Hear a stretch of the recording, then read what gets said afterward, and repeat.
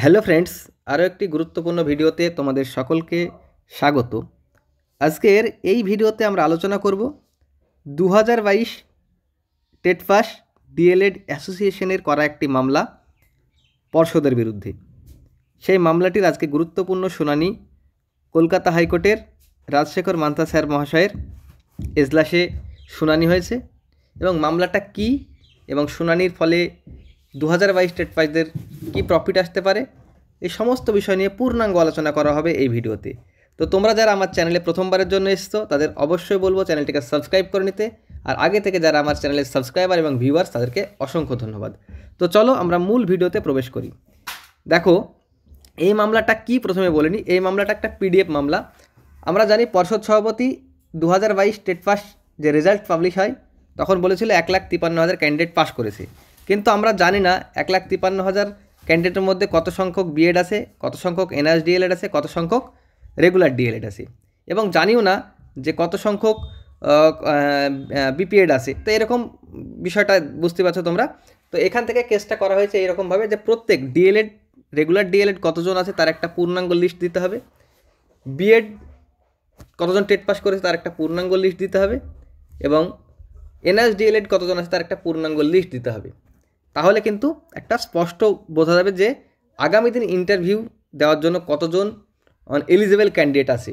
বুঝতে পারছো, বিএড বাদ চলে গিয়েছে, এনআরএস ডিএলএড বাদ চলে গিয়েছে, শুধুমাত্র রেগুলার ডিএলএড নিয়ে প্রাইমারি রিক্রুটমেন্ট হবে। তো এখান থেকে যদি এই পিডিএফটা বের করতে পারা যায়, পর্ষদকে দিতে বাধ্য করা হয় এই জাজমেন্টের মাধ্যমে বা এই মামলার মাধ্যমে, তো সেখানে কিন্তু অবশ্যই যারা রেগুলার ডিএলএড আছো 2022 তারা কিন্তু বিশেষভাবে উপকৃত হবে।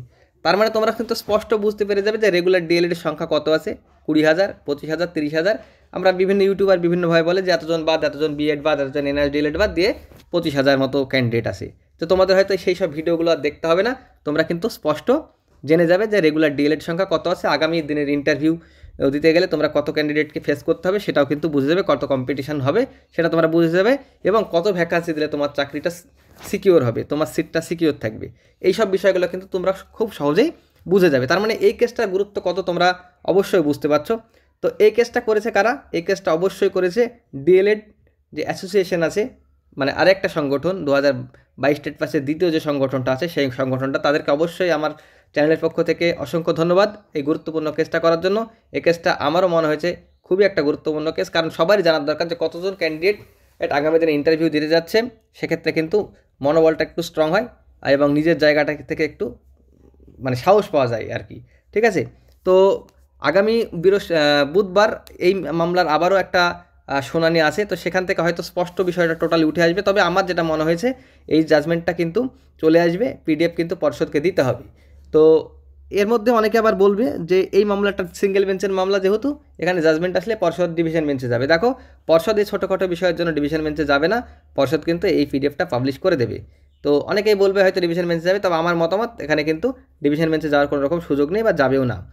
আর পিডিএফটা পেয়ে যাবে, তো পিডিএফটা পেয়ে গেলে প্রত্যেকের নাম্বারও জানা যাবে অবশ্যই, কে কত পেয়েছে সেটাও জানা যাবে, এবং কে কোন ক্যাটাগরি সেটাও হয়তো জানা যেতে পারে। তো দেখা যাক, পিডিএফটা আসুক, তারপরে আরও একটা ভিডিও করে তোমাদের সমস্ত বিষয় ক্লিয়ার করে দেওয়া হবে।